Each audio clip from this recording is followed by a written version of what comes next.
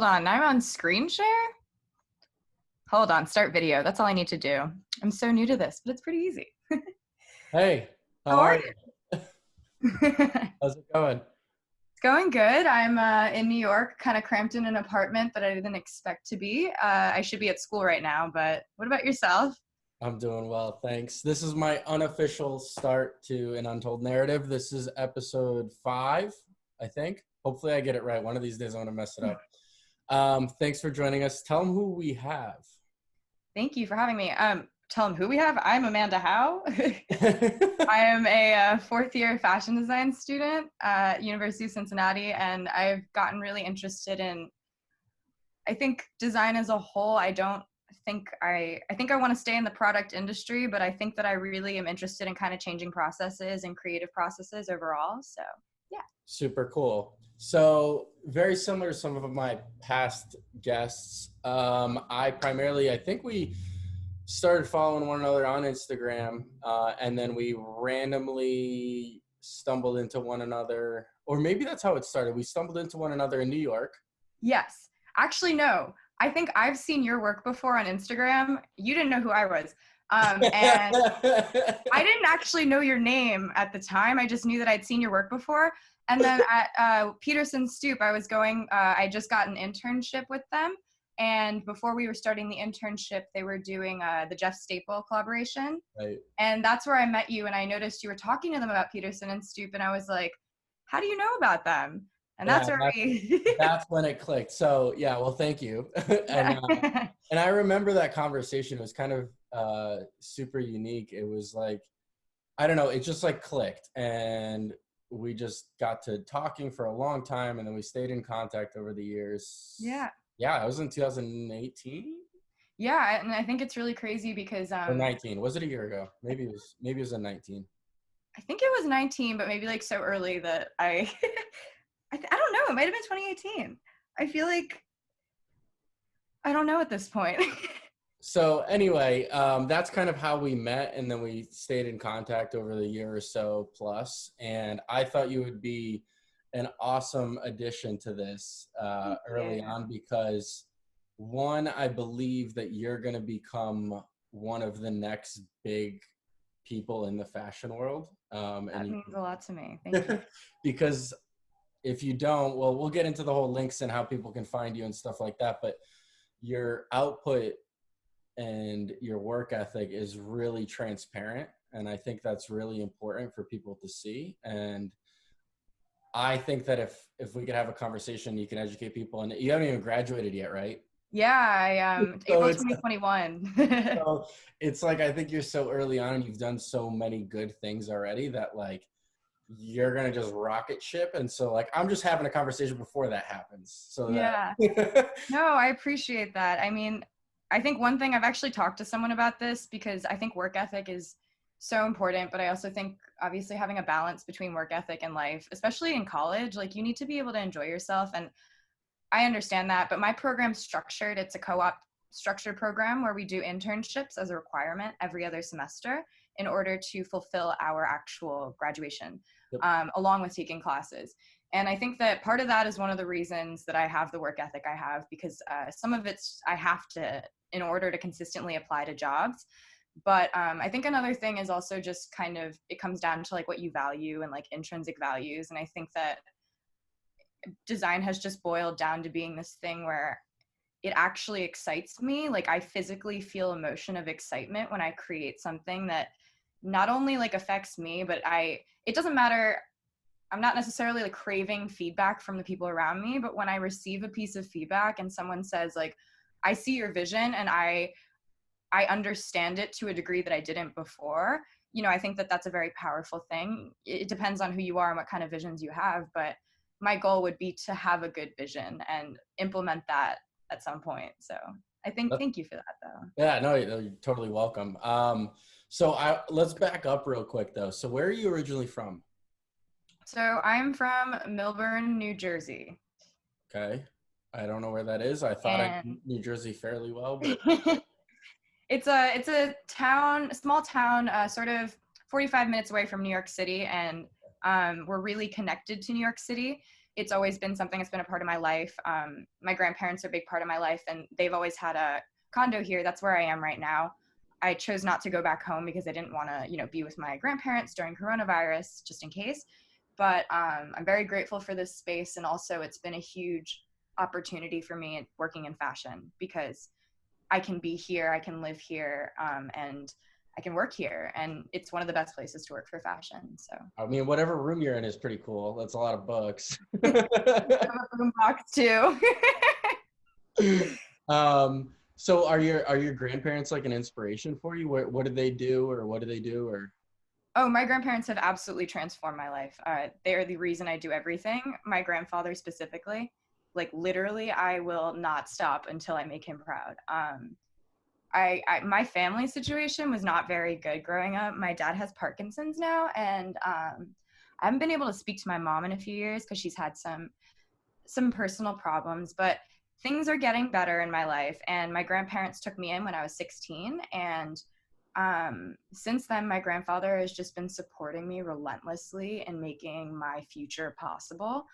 And I think that to see someone, he's a corporate lawyer, or he's technically retired, but he still goes to work every day because he wants to help support me and my 3 siblings. Love it. And that's so admirable to me. And just the fact that he's 77 right now, I think, working still every day to make our lives work. Like, I owe him my whole life. And until I find, he's not easily impressed. So until he is impressed, I will not stop. That's So amazing. yeah.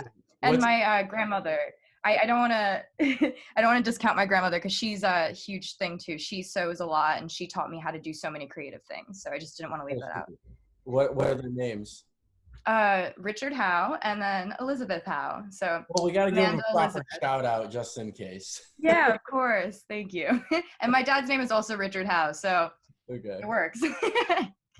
Awesome. And then so like, how do you think that like your grandma's sewing experience, or like, whatever, how did you get into, or how did you know that you wanted to do fashion? Or because like you've dabbled in footwear design, you've dabbled in fashion design, you seem to just do it all. Like, how did it start?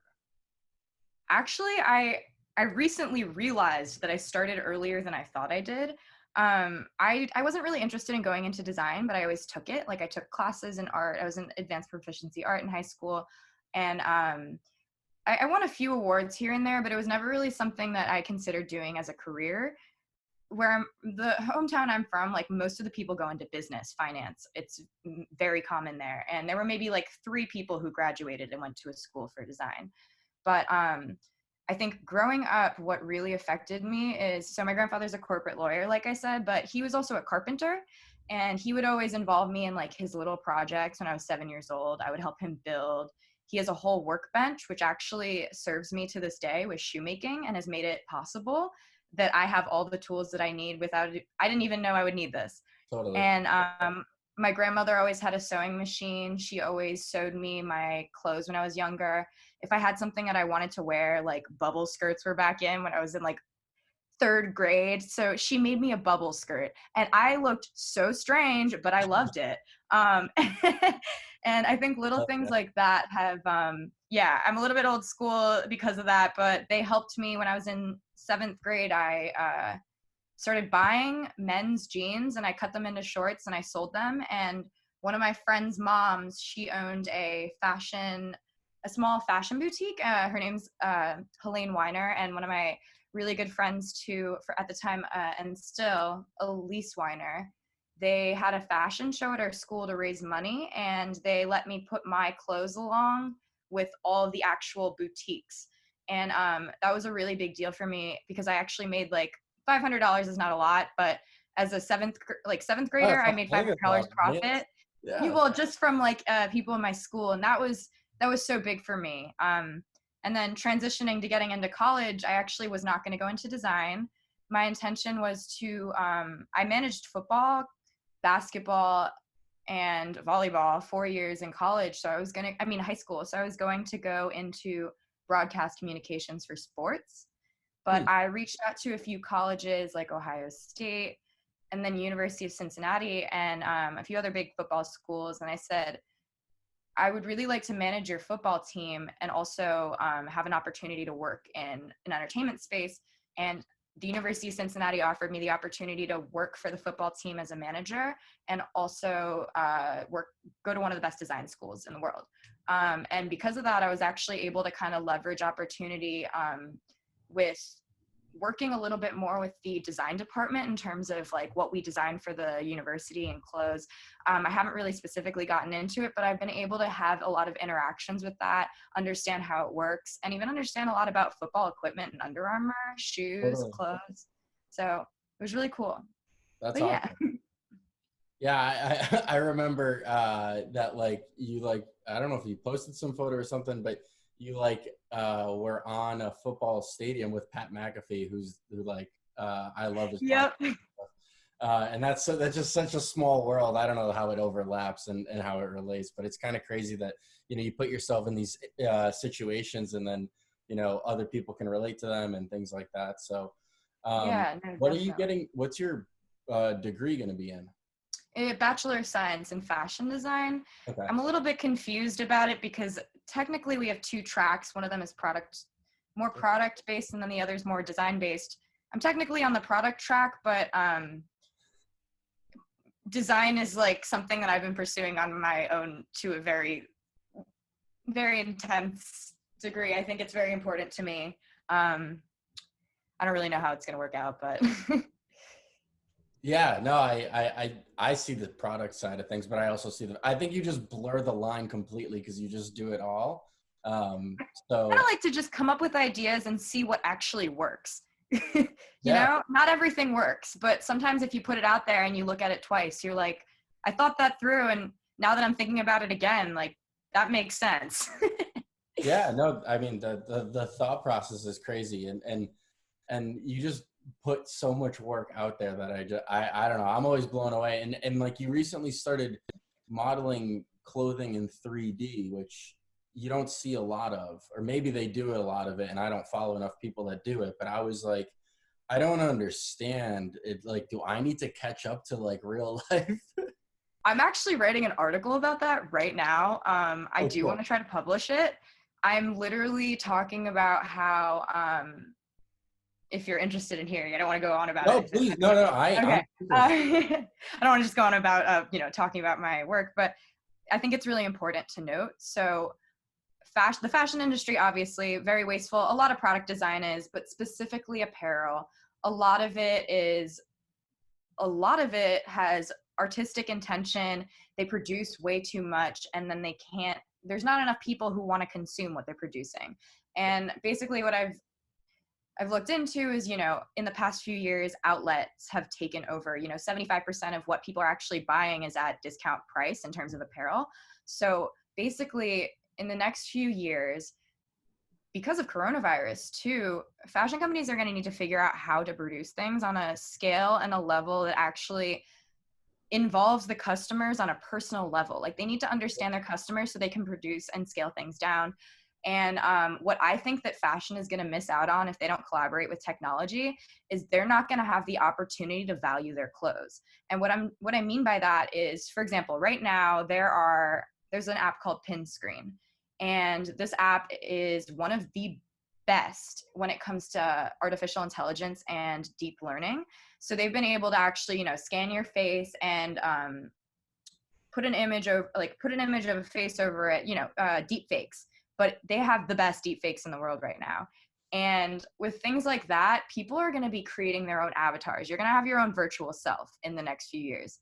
And those virtual selves are going to be wearing clothes. If you leave it up to the CGI designers to just design whatever they want and price it at whatever they want, they're going to control the market before fashion even enters the market. But if fashion can actually enter the market, and I think actually not optimize it, but amplify what they're doing, like brands such as Chanel, they make such beautiful things. If you made a floating garment that has different animation effects and you can make it look like someone's actually wearing that, it's still brand identity that people are buying into. I think it's the brand heritage that people want.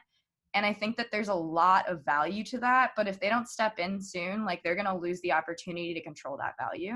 So are you So saying that like if you walk into like fast fashion retailers like H&M or Zara that there's going to be a screen and there's going to be an avatar, if you will, and you're going to be able to like select clothing and like turn it around and stuff like that, and then go Oh find. yeah, absolutely. They already have that. The Okay. Clo 3D, the software I've been using, tested it. They did a collaboration with LG where they went to, I think it might have been Bloomingdale's, and they set up really big mirrors, interactable mirrors, and you could, swipe through and look at yourself visualizing the clothing. But yeah, I think it's so important. I think 3D clothes, there's a lot of problems right now with figuring out how you can actually store data relating to people's bodies and things like that. And I understand that. And it's expensive. It's not cheap to do Yeah, this, yeah. but Setting it up is really yeah, expensive. that's the biggest thing. Like fashion, that's why fashion doesn't want to enter it, because they're afraid of the costs. But I think that if you do invest in this and you invest right, I think that you're actually cutting down a huge amount of costs when it comes to actually stocking materials, buying things that you don't need, because if you know exactly what the people want, what their sizing is, you can lay it out digitally before you even sample it. I mean, that's literally that's technology, that's advancement. That's something that fashion's just kind of not, they haven't taken the leap. But I think that's pretty much that stems to like everything, right? I mean, whether that's 3D printing in footwear, right? We've been talking about it for over 10 years and it still Yeah. hasn't really caught on. I think it's I forget one of the episodes I talk about it. I think it was the first one. Even like virtual reality, right? It's like Yeah. to me, it's not going to become mainstream until every kid is utilizing it, right? Like nobody's spending 3-4 hours a night in VR. They're not. And until That's true. that becomes a reality, nobody's going to invest in it. Oh, I agree with that. I completely agree with that. And I think it's something that there needs to be a shift. Like people need to start understanding it before these changes can happen, for sure. But I don't know, I think even more so apparel than footwear specifically, they're missing out on that space. But I do have to say that there is going to be a market for 3D fashion. I think it will work, but there's going to be a lot of big companies and luxury fashion brands that we probably love and we'll see fail if they don't do something now. Definitely. Yeah. Yeah, So what's like you mentioned that you want to publish this article. What do you mean by that? Like, are you going to poach somebody with this idea? I already did, and Okay. she's going to read it. Okay, cool. Is it like a mainstream website? You don't have to give away the So name if I you don't want to give away a name just because I feel, I don't know, don't know if we it'll. don't know what's going to happen. She might not even like it, but it's a Forbes fashion writer. Oh, cool. Okay. That's Yeah. awesome. That's exciting. Yeah, thank you. She followed my Instagram a while ago, and I've been following her, so it was a good exchange. Oh, that's cool. Yeah, no, I was gonna say if it happens or doesn't happen. I mean, our third guest, Emily Engel, she's from New York as well, and she's written for Hypebeast and a bunch of other product blogs like Core 77 and stuff like that. I'm sure she would take it and run with it. Well, that'd be awesome. I'd love to really like put out an idea from the fashion perspective, but I'm very willing to learn to understand things that are outside of my major in order to help this grow. Right, Not just major. I'm in college. That's why I refer to it as major, but outside of my industry. right. So another thing that like I think well, outside of like learning other softwares and doing all this design work, from my perspective, I think you just work like 22 hours a day. I don't really know, but you've also had like really cool internships, and I hate the word cool because its definition is shifts over the years, right? Like, Oh, and for sure. but I think that your experiences at while you're still in school have really been very unique, right? And so I want Hmm. to talk about first and foremost the Peterson Stoop experience because obviously like I know them as well, and like I had the opportunity, and you know they were super welcoming going to their studio in Amsterdam as well for myself, and then Hmm. obviously how we met, but then also you worked for I think it was a fashion company out of New York, right? Or Philip Lim, yes. okay, so yeah, I don't know if you want to talk about one or the other or both or kind of, but I think Yeah. they're super interesting, and I think I don't know if you've dabbled in other things in between then. I'd love to. I think the first two are not irrelevant. The first two internships were not irrelevant. I've had 4 so far. Oh, shit. Um, Okay. but I'll tell you just in general what those were, and then I'll tell you about Peterson Just Stoop, because round it down, actually Dave. a new one every semester.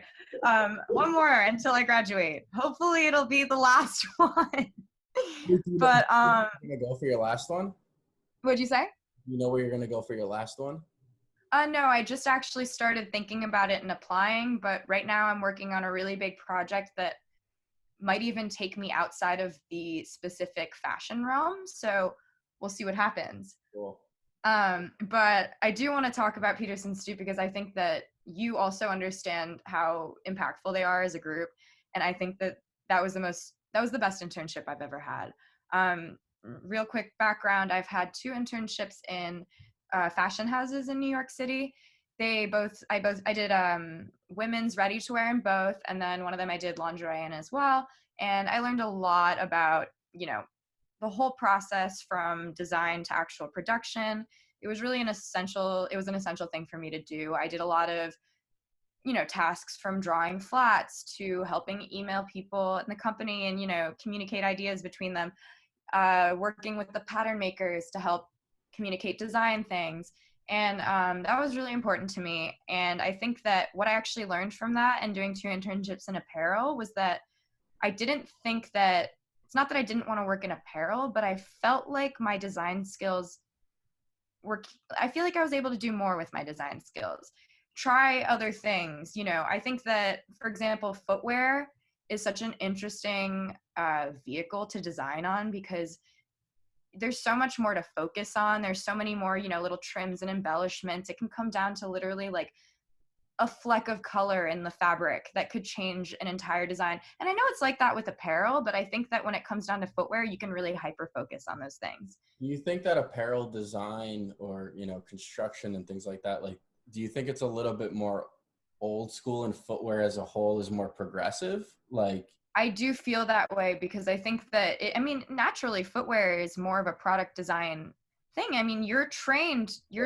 as a product designer to understand and consider the actual usability of the item totally. as a first. And in fashion design, I do think that there are a lot of people who consider that it's very important and it is essential to like the actual sampling process and making things better. But I think that a lot of it just boils down to aesthetic and maintaining that. And because of the number of collections they're producing, I think that they're cutting down their value by producing so much. And then I think they're losing some of the actual value of the product in the process. Totally. Okay, so I totally cut you off with where you were. You're fine. But yeah, I learned a lot about that and the fact that I wanted to try something different. But footwear is still, I think, it can fit into the fashion realm because, you wear shoes every day. And yeah, there's athletic footwear, but there's luxury footwear as well. I think also the designers in luxury footwear are very different than the ones in athletic footwear. That was one thing I learned at Philip Lim, but I'll tell you about that after. Peterson Stoop started because I was on Instagram, and I think that the footwear community is really big on Instagram. Everyone loves publishing their work, showing what they have. And I think it's not like that in every industry, but I think that the footwear industry benefits from that. A lot of people grow off of one another. There's of course plagiarism, but I think that I've seen more communal spirit than I've seen maybe like 5% out of every. Yeah, I don't see a lot of malevolence when it comes to that. And I think that there is that natural like cattiness associated with the fashion industry that footwear doesn't have, but I haven't always seen the cattiness in the fashion industry. It's just like a notable thing. Sure. So I reached out to Peterson Stoop because I saw they were posting some really cool things on Instagram, and it wasn't just like cool. It was, they were taking old Air Forces and they were adding leather onto them, adding new soles. They were completely revamping them, but making them something that I didn't feel was, I'd never seen it before. It was really a mix between athletic and luxury, but also it had a novelty to it that I couldn't explain. And I think a lot of that comes from honestly where they're from, like the Dutch craft and like the eye that they have. They're such talented artists. I think Yara and Jelska are of Peterson Stoop. And I DM'd them and I said, you guys are really interesting to me. I don't know if you offer internships, but if you ever did, I would gladly work for you for free if I could learn something from you. What did you say? You sent this in a DM. Yeah, I sent them on a DM on my Instagram, my designs account. And after that, they like looked at a few of my posts, I guess, my shoe posts. Thank God I posted them. And they were like, love this. We'll get back to you tomorrow.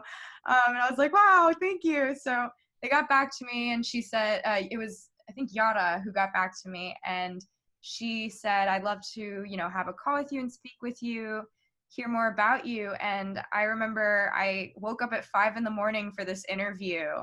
And I was sitting, I think I was wearing this exact shirt. I was sitting at my kitchen table.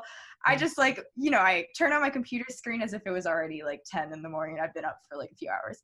And they interviewed me. We had a really good conversation. And she was offering me the job.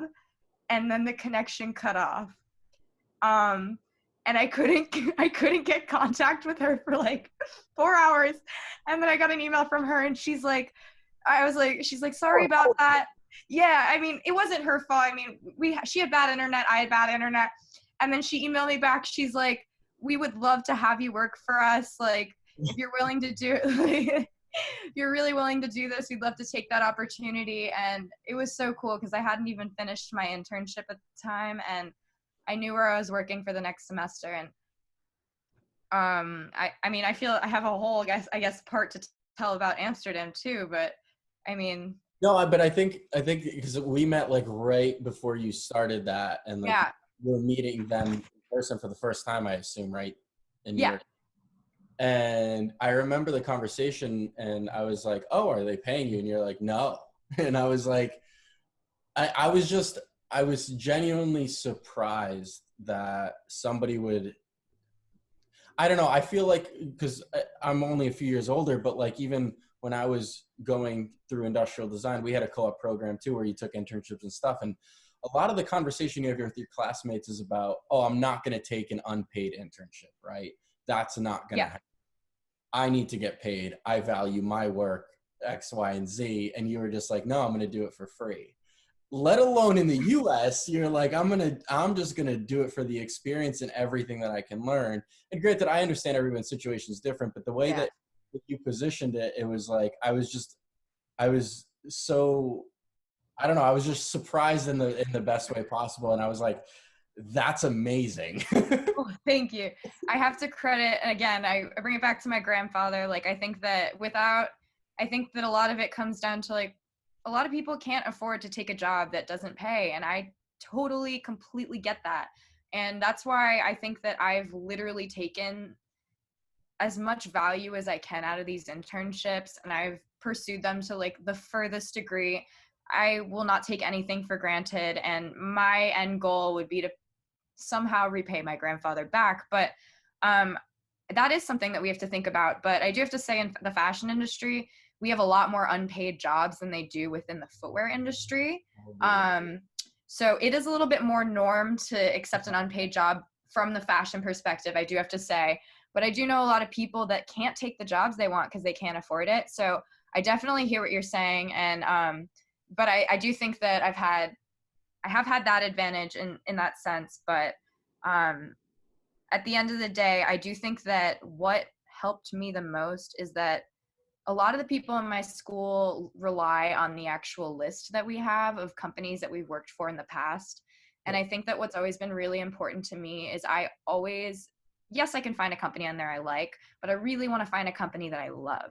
And I look for companies where the CEO is someone that I aspire to be, or does something that is so interesting to me that, like, even if I don't get to interact with that person directly, I get to learn something about the way that person's business runs and why they do it that way. And a lot of those people, the reason that they're successful is, I don't think they keep secrets, but like, they have a method to the madness. And I think the only way to learn it is to immerse yourself in it.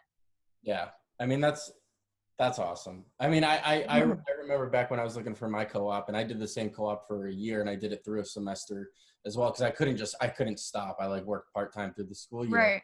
And like, there is that list, right? And you can stay to that list on the job boards or whatever, and you can Yeah. email those places, and you're probably not going to hear back because you're competing with every other classmate. Exactly. Yep. And I found this random ass package design firm with like super small, and I just emailed them, and I don't think they've ever received an email like of somebody on. That's exactly it. Those Like, are the best companies to work for. you take them by surprise, and then like you look like you're in the driver's seat, and it's like you know more than they do. Honestly, I think that, well, I wouldn't say I know more than they do, but Totally. But it's like you're giving them a different perspective yeah. on what is actually happening, and I think there's a tremendous amount of value in that. Yeah, I think, and going into what actually happened in Amsterdam with Peterson and Stoop, basically, I think that I think they even expressed this to me. They were so amazed that this random American girl found their work and wanted to travel across the world to work for them. And I think there's something so important about personability and finding a job and learning how to connect your intrinsic values to the work that you do. And I think that by pursuing those at a young age, you're able to consistently find value in the work that you do, and also stay in a field where you're excited about it. Because you can start young, get yourself into a really good field, but then you're not excited about it, and then it's a little too late to pique your interest sometimes. But so I emailed Peterson Stoop, and once I started the internship, I went there, and because they were so small, I was one of their only interns, and I was actually the only design intern that they had. All of their interns, all of the people in Amsterdam, when they do like footwear design, most of them specialize specifically in handcrafting, hand sewing, putting them together. It's much more of a specific art form than it is a design focus. And that was really interesting to me. They had me doing design projects that other people weren't working on. But then again, like I was not half as skilled as the people who could sew. But for them, we both learned so much from each other. But I also got to do things that I would never be able to do at a traditional design company. There were things, for example, one of the cool things that Peterson and Stoop does, really cool, is they source all of their footwear recycled. Obviously, they get it from different places.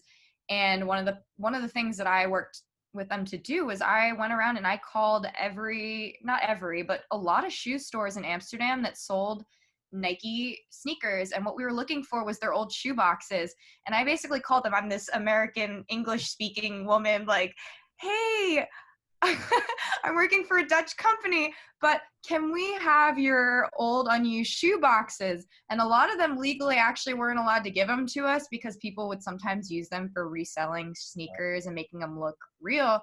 But they were like, some of them what they would do is they would just make a mark on them and say, this is for trash. And so they said, okay, yeah, you can have them as long as you turn them inside out, which is what Peterson Stoop does. That's like their signature. That's their thing. And it is so cool. And I got to kind of be the head of that. And I thought that was really fun for me. I've never had an experience where I'm just, running around New York City collecting old shoe boxes on a shoestring on the back of my arm.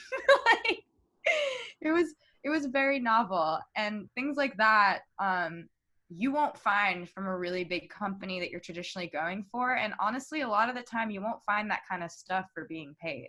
Right. Yeah. That was like what, months long over the summer? 4 months, yes. Okay. And then you go back into school after living in Amsterdam for 4 months. Correct. Like that's you went from one world to another, and like, oh yeah. How is that transition? Was that your first time living in Europe? I hope or assume that's your first time living in Europe, right? Oh, that was my first time that was literally my first time leaving I had not left the country since I was like 5 years old since then. Oh, okay. And I just left and moved to Amsterdam for 4 months. Talk about that experience, because I think there is something extremely rare in that as well, right? Oh yeah, I cried when I left. I said to my grandpa, and I said, I don't know a single person in Amsterdam. I am going to get there, because traditionally when you do an abroad trip, there's other people abroad. Yep. There's a few other people abroad. Everyone in my entire class was in the US except for me. So I had to sign up for like this insurance stuff. I think I signed a waiver that said something like, if something happens to you, like, we can't help, but like, we'll offer you these will offer you these numbers to call. So for me, I was just like, I hope this goes well. Peterson and Stoop was so accommodating and making sure I felt safe. And That's Amsterdam's a very safe place. So that was one thing that I felt so grateful for. Another thing that I thought that made me a little bit more insecure than it should have, because they were so good about it. But everyone there spoke Dutch, obviously. And I always felt so uncomfortable because we would be in work situations. I felt bad that they would have to speak English just because I was in the room in order to communicate their things. But they always made such a point of speaking English around me. And that meant so much to me. And I think that that just says a lot about Peterson and Stoop overall. I think that, you know, they would be speaking in Dutch for like a minute and then they would say, oh my gosh, you know, we're being so rude. And then they would just relay everything in English for me again. And I wish I could have learned Dutch just to like repay them. But yeah, that transition was insane for me. And I think it helped me grow up a lot. And that specific experience made me literally see value in the work I was doing beyond creating things. It made me see value in making connections with people who inspire me. And it doesn't have to be like a dramatic thing. It's like you want Well, to it should be a constantly dramatic thing. meet people. This is like it should be a dramatic thing. That is the purpose of me doing this. This whole I guess you're right. Okay. is I love if anybody, one human gets any value out of this conversation and we inspired them, Yeah. that is all I care about. And I No, think I agree with that. I completely agree. I guess I mean dramatization. Like people view drama as something that's not something, you know what I mean? It's like you're thinking too much about it. Calm down. It's not that big of a deal. But like, assholes. That's why. it Like, is a big deal. You're right. And they're not excited about anything. everybody's so focused on the negativity and they make a big deal out of the negative things, but they won't, like, why can't people inspire people more? That's true. He talks about that. And it's like, you know what? No, we're going to talk about it. Yeah. No, that's a good point. I like that. So no, they are the super lovely people.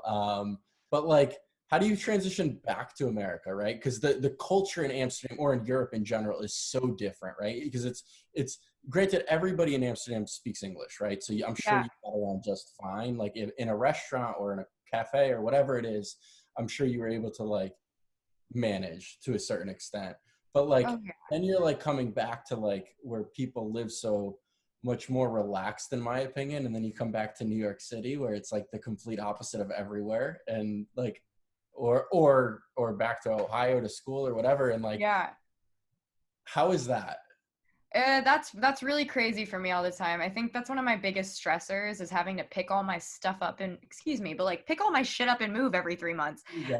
Like for real, it's not everyone has to go. So the one thing I have to say is my university, a lot of the students are already from Ohio. So when they're going home for family vacations or they're going up for Thanksgiving, it's easy. But for me, I have to book a flight in advance and I have to know what my class schedule is. And I'm probably one of like, I don't know. I'm not going to give numbers because I can't put a number on it.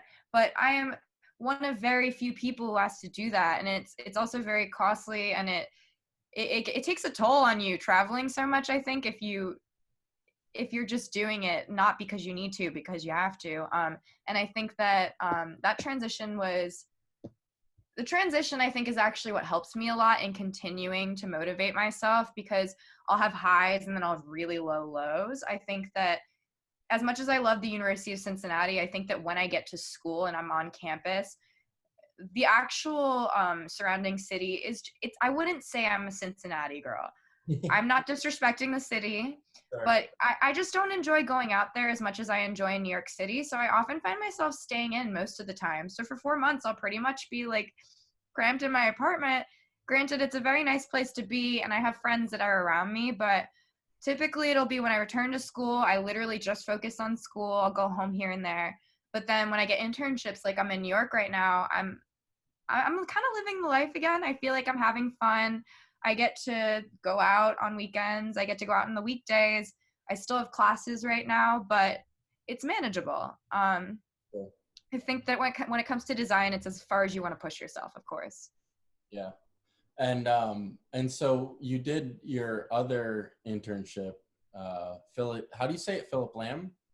Philip Lim. Yeah. It's 3.1 Philip Lim is the name, and the reason it's 3.1 is because him and his co-founder Wen Zhao, they founded it when they were both 31 years old. And honestly, I think that actually the 3.1 is enough to put them actually at the top of the list when it comes to designers, because it's not even an A, it's a number. So if you ever look at a list of designers on a website, they're at the top. I just thought that was like an interesting strategy that I didn't Did they, consider until I noticed that. What'd you say? did they do that purposefully? I don't know, but I think that it seems like perhaps. I'm not going to put anything on it because I don't know, but I just do know that it is definitely a novelty to have that number at the beginning of it, and it makes them stand out. That's really interesting. I love when if that is how they thought about it. I love that. Yeah, I don't know specifically, but I did look into it a little bit. But working there was a much different experience because when I worked at Peterson and Stoop, they're much more focused on literally they handcraft the shoes. They're cord winders. That's what they do. They make them from scratch, or they'll take, like I said, the old sneakers and then they'll revamp them, but they still play around with what already exists. And at Philip Lim, I worked under, it's more of a corporate situation. Obviously, it's structured a little bit more like apparel would be structured, but they still have fewer products in the footwear line. So my supervisor was actually the design director of footwear and handbags for all of Philip Lim. Cool. And she didn't have any designers working under her. They hired just one intern, and it was me. And for me, that was a really cool experience because she's from France. She inspires me. I'm not afraid to say her name just because I have nothing bad to say about her or the entire company, and I want people to know who she is. Marianne Anais Ferrand, if that's how you pronounce her last name. And I think that she has been so good to me in teaching me more than just about the American market, but because she's from France, everything that she does, she considers from every aspect of every market. And I'll be hearing her when we're in a marketing meeting and they're pitching everything that they feel about the American market. And then she looks back and she says exactly why she believes we need to focus on the European market and what they want and how we can capitalize on it in new ways. And it's not that I've never worked for someone that's business minded in design, but it was just really important to me to have someone who has that so ingrained in her process that it could trickle down to me as well. And she had such good knowledge of, she actually was an apparel designer to begin with too. And I think she designs very, with a lot of craft within it, but she doesn't have to actually do as much of the handcrafting to do it, but she can still envision those crafts in a way that I could never, I can't understand. I'd hope to get there some point, but to me, it's just like when you draw things like leather manipulations and you can just think of it from nothing. Sometimes I'm like, I could never do that without actually messing with it for real, but she can do that. And I think that that's really interesting. That's incredible. What Yeah. is she like on Instagram or anything? Like, is there a tag? No, she's not big on Instagram. She has her own personal Instagram, but I I wish she had a designs I think account. that's really, people like that are really unique, right? Especially Mhm. during 2020. I feel like everybody does, but I feel like there's so many designers that are really, really good at what they do and that Yeah. have an impact on whether that's the community of fashion, of footwear, of these things, and they don't publicize it. They don't want to. They Yeah. like what they do. They're super passionate about what they do, and that's all they care about. Well, And I think another reason she doesn't publish is because she's the design director for footwear and handbags. So her work speaks for itself. Like her yeah. work speaks for itself in through the lens of the company, and I think that that's enough, in some So ways. how do they not have other designers? Like, can you speak on that? Like, if Oh, you're they do in all. I actually don't know much about their structuring. I do know that they have, for apparel, they have like a lot of designers. Footwear, I think that their line is small enough that they can manage it. She did have handbag designers who helped her. So I think technically she was responsible for a lot of the footwear, which is a lot, but that's why they hired a footwear intern. When I signed up for the job though, in the job description, they did not expect anyone to know how to be able to design or draw. And I remember when I said that I could design and draw, they were very surprised. Not that I could draw, but that someone who was able to draw was interested in the job position. Then what were they looking for? Well, that's what confused me, because then I kind of started wondering what kinds of people are applying for these jobs. Like, if they're not footwear designers, what are they? And I'm not saying anything bad about them. They've had wonderful collections of footwear in the past, but it does make me wonder, because I know that a lot of product design students will try to go into like athletic footwear. I don't often see they go into luxury footwear. Totally. Yeah, And I I guess, mean, yeah, and it is a different skill set, but I think there's definitely more blurred lines, and I actually think there's value. Companies are starting to see value in bringing in people from different backgrounds, because they bring a completely different perspective on a process that they've been doing either for 20 years, 40 years, whatever. And this person's going to come in and just be like, have you thought about it this way? And they're going to be more likely no. And then yeah. you never know what can happen. And I think there's a lot of value in that. So, Oh, for sure. and I also, I remember when I saw that you got that internship, I looked up the company, and it is very famous, and like they are a very big company. I've never heard of them. They're an awesome company. Yeah.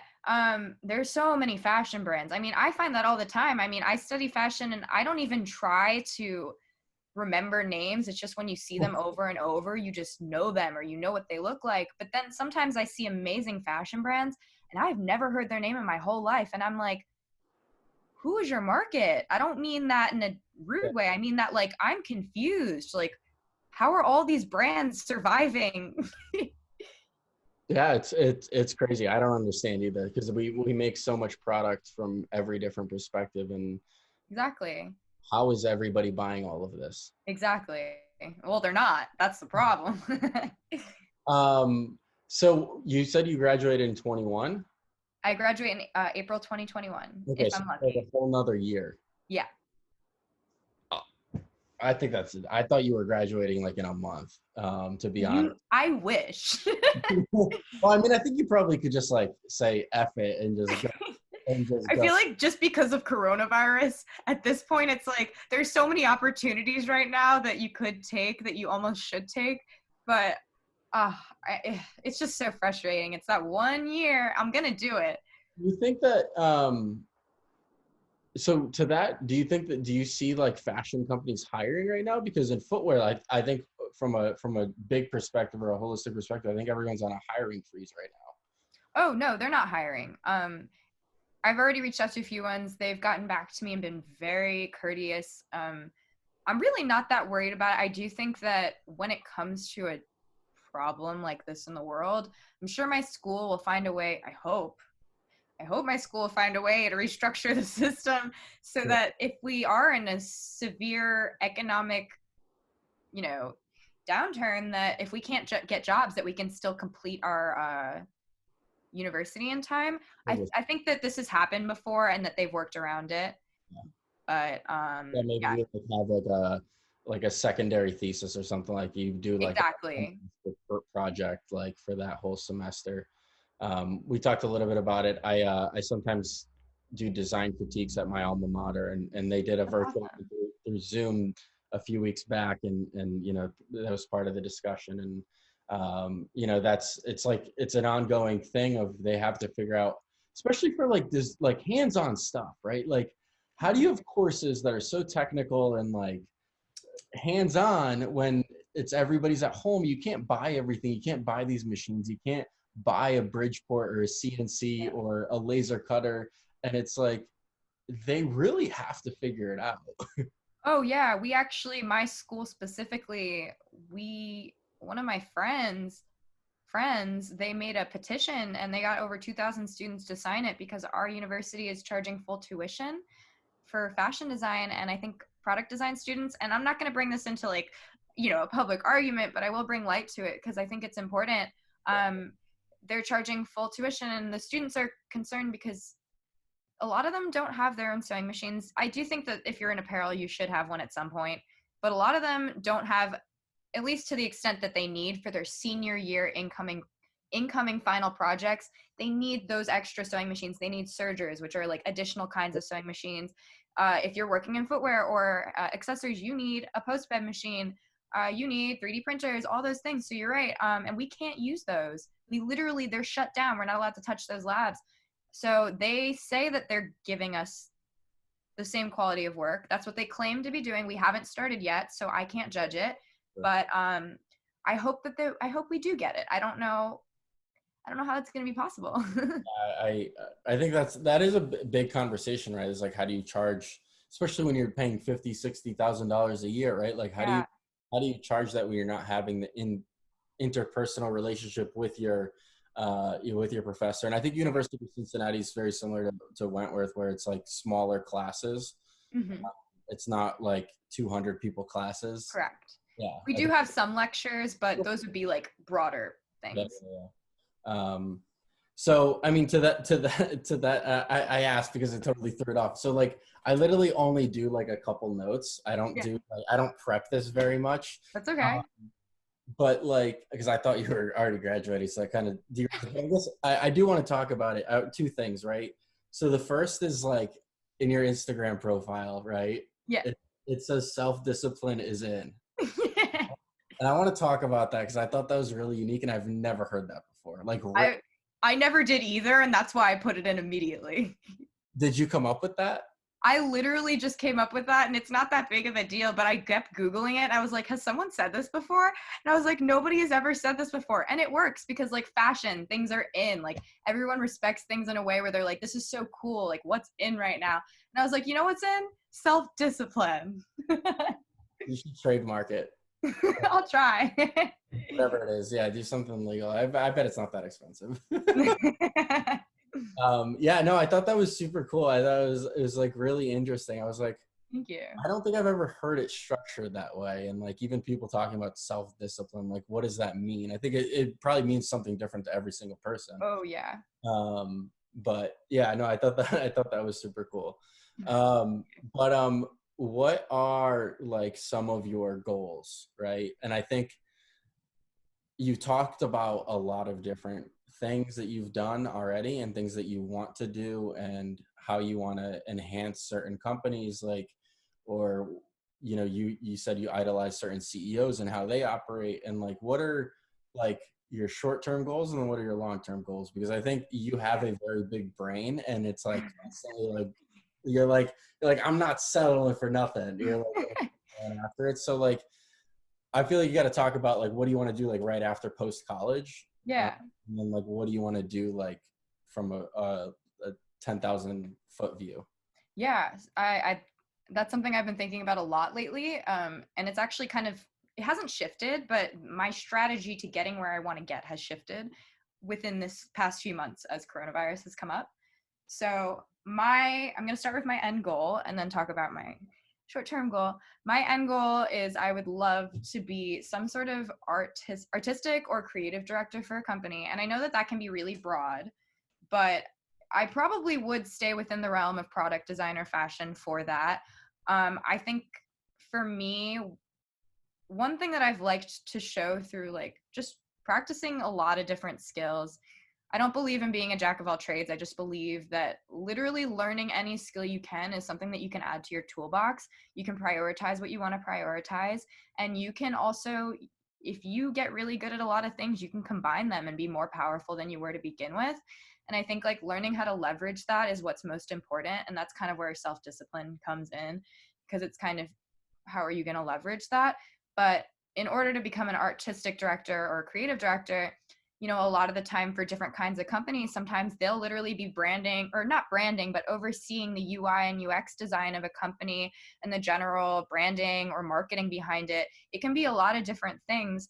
It can be creating actual animations and videos. So it sounds like a jack of all trades job, but what it really is understanding a broader perspective of a company and how to relate business and creation and link them through opportunity. You're going to have teams that support each one of those things. So you don't have to be an exact expert in each one. You just have to have a good enough understanding to lead that conversation. Exactly.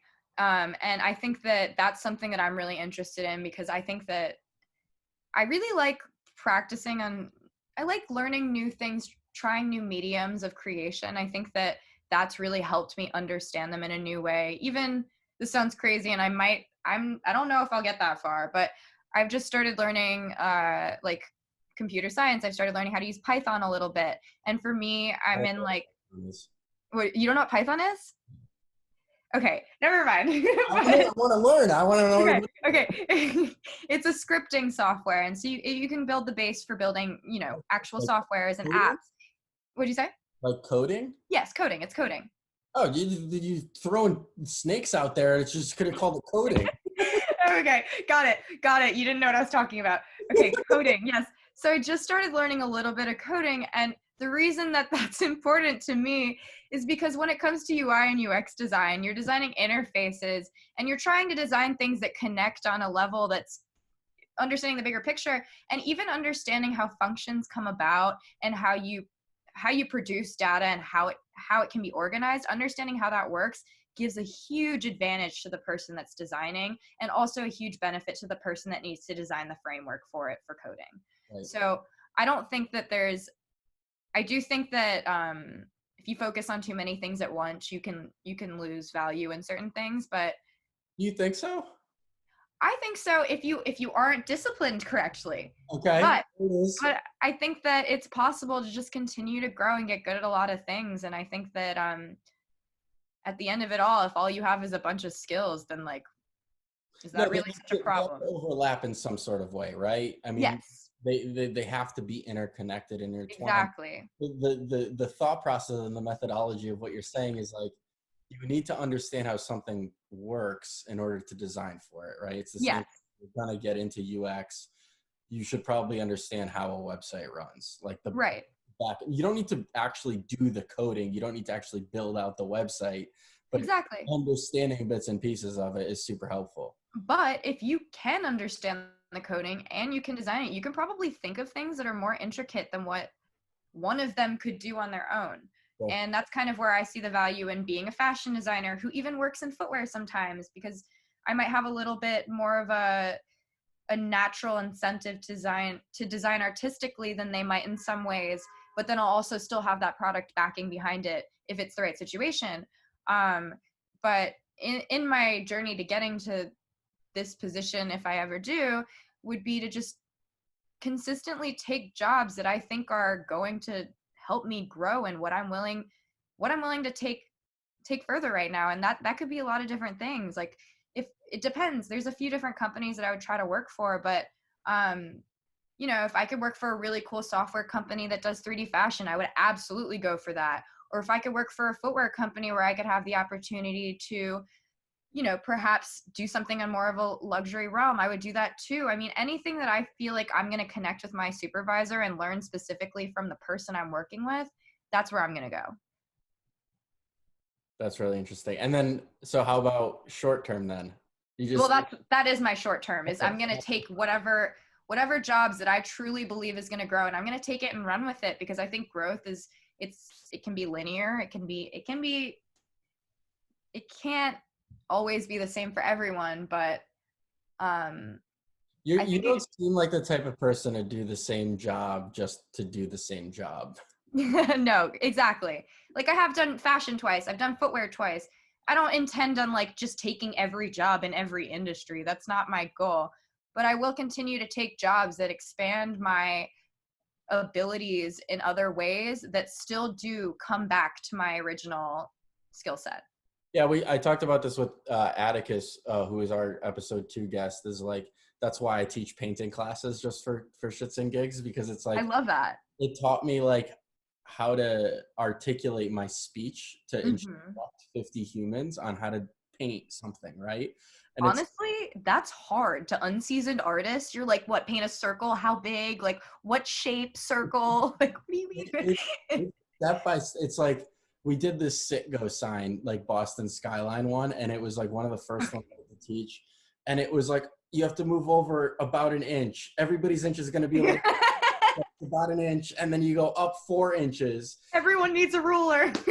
Like, over time, you like learn other cues, like, have people use like 4 fingers worth or like whatever, and it's like, you like pick up on all these things, and it's totally translated like into my full-time job of like, working with a lot of other people on our team, and like, how do you instruct and give direction and like in a proper way, right? Like, I know what I'm trying to say, but are they able to understand it the same way that it's in here, right? And Well, I think that's another thing is like most people, I don't think a lot of people have this, but I think having an important connection with the person that you're working for can do so much for you as a person and how you feel about your career. Again, I worked for the last two companies I worked for, Peterson, Stoop, and Philip Lim. I had such an excellent relationship with the person I was working for. And the relationship, it was so much so that I felt like I would do anything to help her because it made me happy to help her because she was helping me. And that's such a good symbiotic relationship it's irreplaceable. And it I'm very good. also, it sustains growth in a way that no one else is going to benefit from because they don't have that relationship. And it's super rare too. Yeah. It's I mean, it sounds like you have an experience working for shitty bosses, and I really haven't either in my career. Like all of my bosses have been tremendous thus far. But it's like I know that, even interacting with all other companies, and like you can tell when like somebody's probably not the easiest to work with or for. And Yeah. like that can either like really affect somebody's career. Like Hmm. negatively, positively, like It's a stagnant thing. If you don't feel anything about your career, your career is it's gonna stay. It's stagnant, not stay. You might not keep your job if it's stagnant. no, I mean, there are certain people who like they just want to be a designer for this. Of They'll course. just design clothing for their entire career. They'll just design shoes for their entire career. And But that's I okay.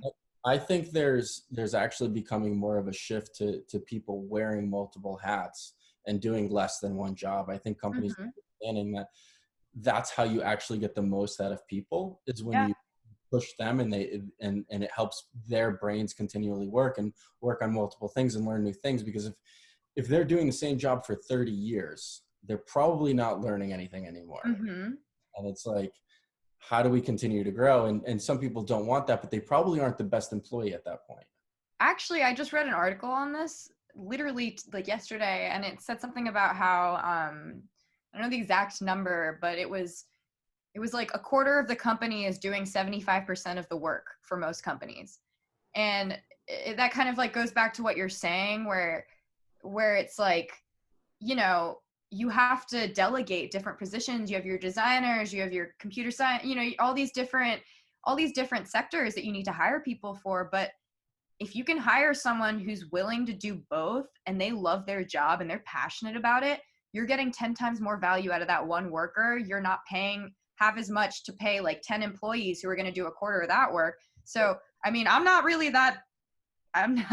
that business minded, but I think that that's something that's pretty evident that could be cut down and should be. And people need to value skill sets more. And I think that people need to stop seeing, you know, learning a whole bunch of different things as someone who's trying too hard, but also just see it as growth. See it as your personal toolbox for what you can do. Yeah, totally. I agree. Um, what this is I was listening to a YouTube video earlier today actually, and it really influenced me because I keep trying to like think about like what are questions that people don't normally ask like in conversations like this, or even uh, Emily Engel was really funny. She's like, "This is totally an interview." I'm like, "Fuck, I thought it wasn't an interview," and like it's realize it's totally like kind of like interview style. What like I don't think people talk about like what their worst attribute or what like their most like negative thing about them is like, and I Yeah, really start diving into that with every guest. let's do like, it. I'm down. yeah, like I figured you'd be okay with it. Like, Yeah. what is like your worst skill that you have in terms of like design as a whole or whatever you're trying to do with your career, right? Not on a Yeah, personal level or anything like that, but like for your profession. for sure. I think my biggest weakness right now is that um I think that we've been talking about this the whole time. It's like uh it's really good to be passionate. It's really good to be, disciplined. It's really good to push yourself. Um but I think that I need to figure out what I want to do. I don't need to know exactly what I want to do with my life, but I think that as much as I do feel that I'm self-disciplined and I live a healthy life, I'm able to consistently get the work done. I don't feel like I'm totally overdrained. I still think that there's more room for balance in my life, and I think that I can I don't know how I'm going to do that, but I think that there's more room for balance in my life. I think that there are some things that I can learn to manage better. I think that perhaps there are times when I I make so much stuff sometimes, as you know, and a lot of it, and I was reading about this too, and I was like, yes, you hear all the time, quantity over quality, but I actually read another article that said no, it's actually not true. If you produce so much work, eventually you'll find a few things that are really good, and you're gonna keep getting better. It actually isn't about that. And I do realize that, like, this is good for me, but sometimes I'll be like up at 3 a.m. and I'll have an idea and I'll literally get up and I'll start working on it. And I know it sounds like a really good, passionate motivation to have, but it happens way too often. Like, I'm not like Kind of unhealthy. yeah. But no, I think that's become a thing that people keep talking about recently, is like hustle over talent, right? Oh yeah, that's a big problem in the world, I think. Yeah. But also, like, it goes from the perspective, if you talk about the digital age, right? The Mm-hmm. more content somebody puts out, if you're an artist or if you're a creator in general, right? The more content you put out on social platforms, The more you're expected to continue putting out yeah, too. but also the more opportunities you can have of somebody random stumbling on your work and giving you a break or a big opportunity. That's true.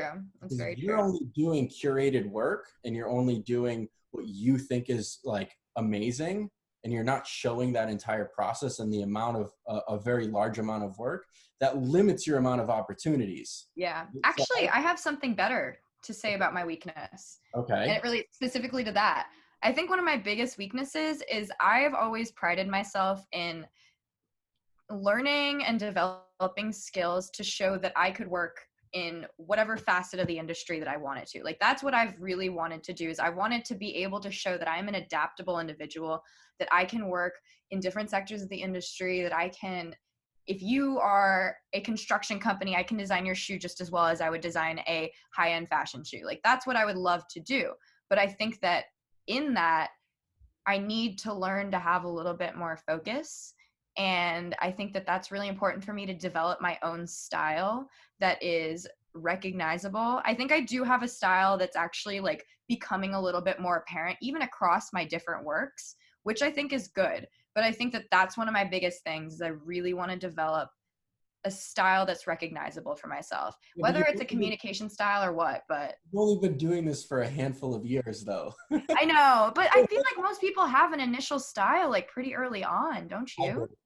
No? Okay. I did. That makes me feel better. That I did makes me feel a better. day, and that's, you can count. I did college for 5 years, so 5 years of college and 6 years in the workforce now, including a year of internships. And now I think I have a style. So I think it's Okay. taken a decade.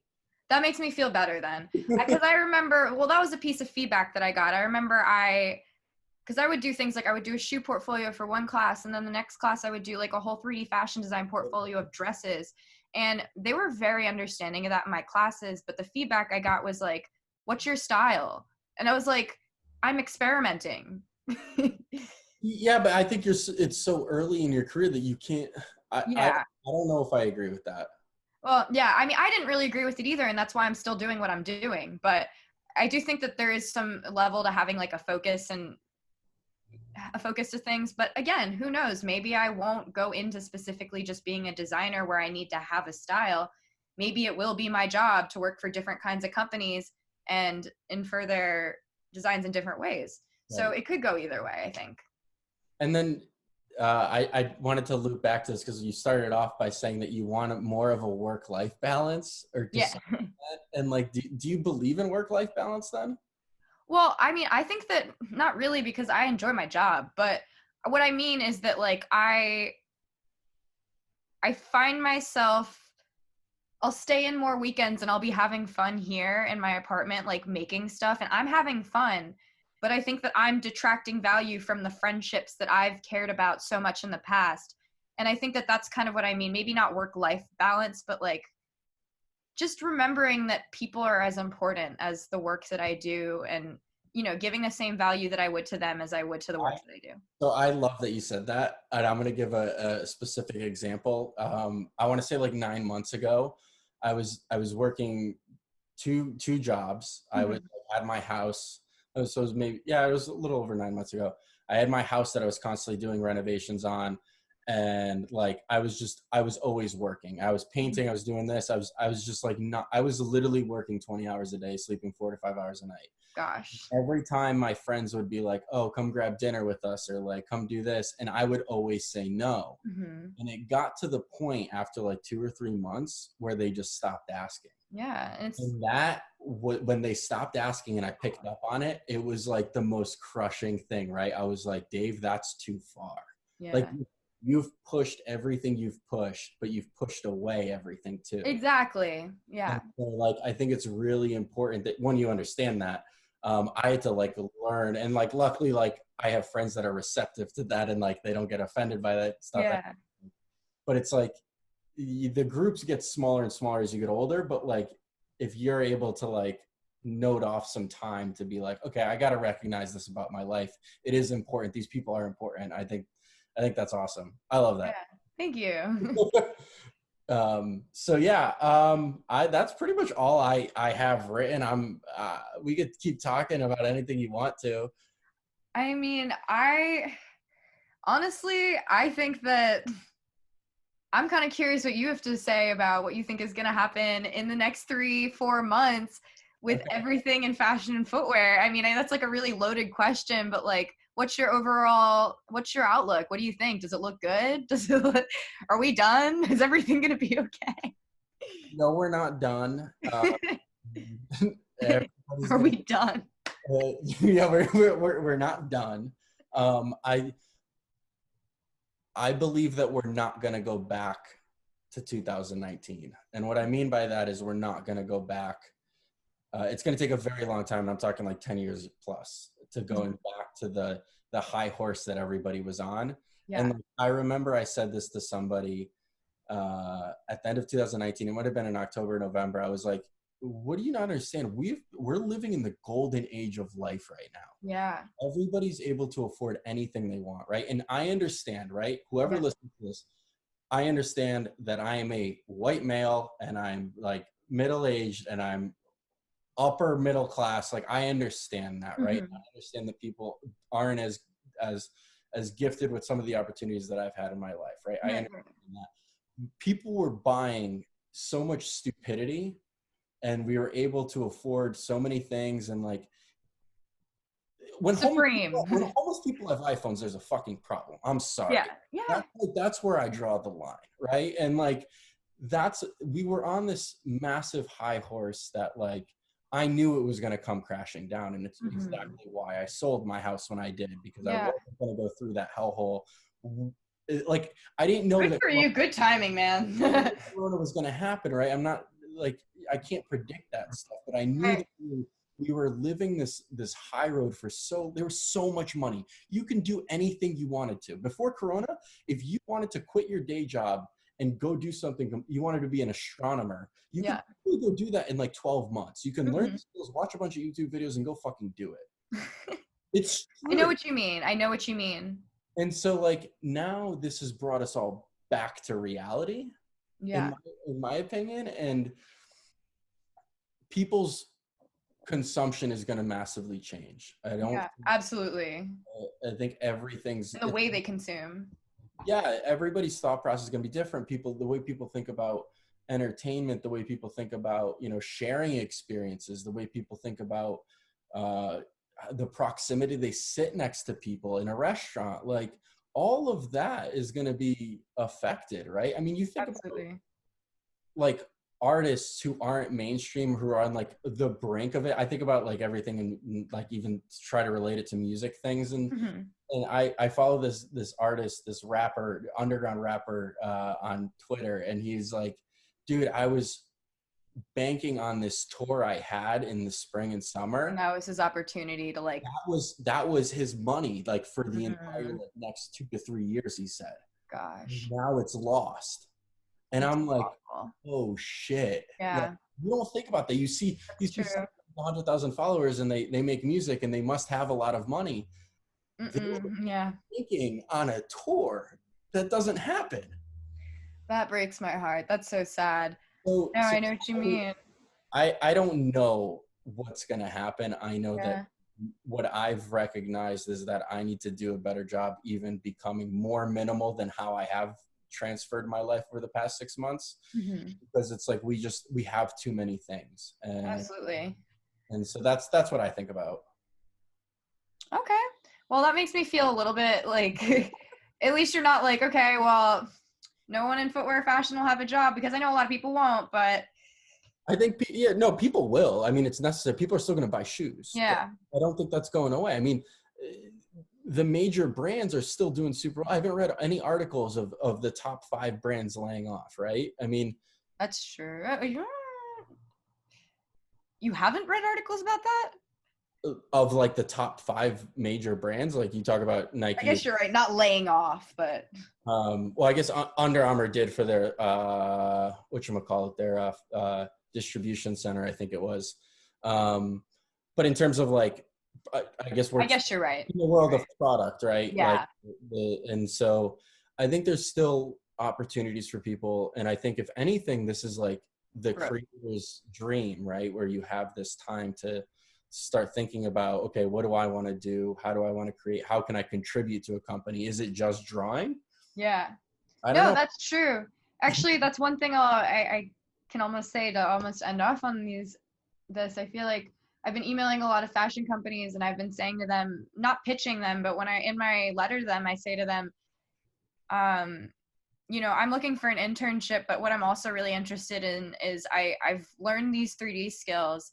I know that no one's figured out how to use them yet, but I'm really passionate about putting them to work in an effective way. And if I could be any part of helping you transform your business right now, I would love to intern for you. And I think that that's kind of like what's getting me excited too. Yeah. So yeah, you're right. I mean, so how are you doing in terms of the coronavirus? I mean, you're still obviously in school and like you have classes online. Um, when Starting does Monday. when does the semester end?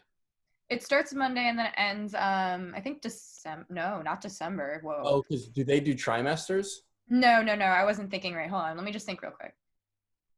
So I think it ends August, and then I'm supposed to start my other internship at the end of August, but that'll likely be here till, so Yeah, that'll be December. And then I go back for 4 months and then graduate.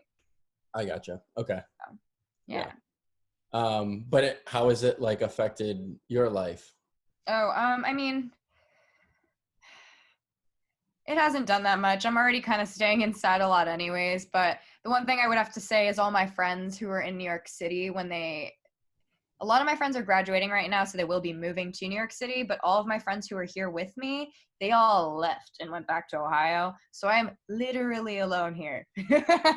Yeah, I mean, I talk about this like it's just me and 600 square feet, and Yeah, yeah. it's so funny. You talk to people who like move back home or whatever, and it's like, man, I would love to be like with my parents like another Yeah. day, and like Right. those people are like, no, I can't. I can't wait to get out. That's what everyone's saying. And I'm It's everybody wants what they don't have, so it's exactly. Well, I hope you're doing okay. yeah. I take it day by day. That's what I keep saying. Yeah, I love that you're doing this. I think this is probably very helpful for you too. And I think you're having good conversations every day too. So that's like, what's wrong with that? Well, so yes and yes and yes. I think it is really good timing. I've had the idea for a while, but I just haven't figured out how I wanted to do it. And like, I was like, I got to stop thinking about it and just start doing it. And now I had Yeah. that time to do it. I've always wanted to learn YouTube because Okay. it's been a platform that's been around for so long and I've never been able to utilize it. It's so impactful, especially at a time like this. The amount of, I think, billions of people who watch YouTube video, Yeah. like, it's crazy. I It's only watch YouTube. I don't watch TV. I only watch I've, YouTube. 90 Day Fiance, shifted, 10-minute clips. I've shifted to full YouTube. I don't ever use my cable anymore. Yeah. Because I learned so many more things on YouTube. So like, Yeah, why would I consume time when not learning something or making me dumber when I could I just agree. video learning something, right? I Like, completely agree. so I don't know. I wanted to learn the platform. I wanted a podcast for a long time. So now I pulled this audio and I just put it into Anchor FM. Shout out Anchor. You can sponsor me. Yeah. Uh, Anchor was awesome. They're super easy to work with. And then they just export it to Spotify, to Apple Music, to, That's awesome. as a podcast. And I'm like, that's amazing. Yeah. So It's easy to get your work on there. You know what I mean. I don't know if people refer to their podcasts as work, but I had to learn iMovie editing. Obviously there's other things people can use or download or pay for. I'm like, iMovie's free on my MacBook. yeah. Like, you still have to cut, you have to clip, you have to add things, you have to make sure that it sounds good. You have to create like intros, you have to like, there's an art to this that I've never done. It's the same thing as like you learning Python, which I'm never. Yeah. Baby steps. Exactly, right? It's like, but will I ever have to actually record and edit and create a video for somebody or a marketing campaign? I think about that. I would like to do that. Yeah. I would want to do that one day. I will do that. Exactly. That stuff is cool. It's the baby step, right? So it's like, it's another opportunity. And yes, the interperson conversations totally helps me out, right? Yeah. From a selfish perspective. Thank you for pointing that out. But I mean, originally I was going to do it once a week. And then I was like, you know what, fuck it. Like, as soon as I'm able to sit down and talk to somebody, it usually takes 2 to 3 days for me to finalize the video and upload it, right? So as soon as I'm done and it's getting uploaded, and I'm going to do it as frequently as possible and as often. And I want to hopefully do hundreds of episodes. And I'm excited. Exactly what I said earlier, right? It's like, if I don't continually put out good content, like the opportunities lit themselves, right? So it's like, I'm going to go off on a tangent here about TikTok, but like, please. What was that reaction? Your perspective, you're just a little bit younger, not that much younger than me, but like, you just gave a very negative reaction to TikTok. It's not a negative reaction. It's just I enter it and I'm like, what world am I in? I'm scared. And then I leave. But like, there is so much opportunity there that I know. don't sleep about it. Like I know. I'm just like, I need to like do more on TikTok. I need to do more on TikTok. I had the dumbest video hit 20,000 views. That's what I think maybe my negativity towards it is a little bit insecurity because I can't dance like those people. It's like the way they move and I'm like, what? Like, how do you hit that note? Like, you know that you can teach people how to design clothing on there, and I guarantee that you can just skyrocket to the front. No, I noticed that. I've seen that. I looked into it and I even started doing a few things, but like I need to figure out there's a TikTok like science, of course, to creating videos.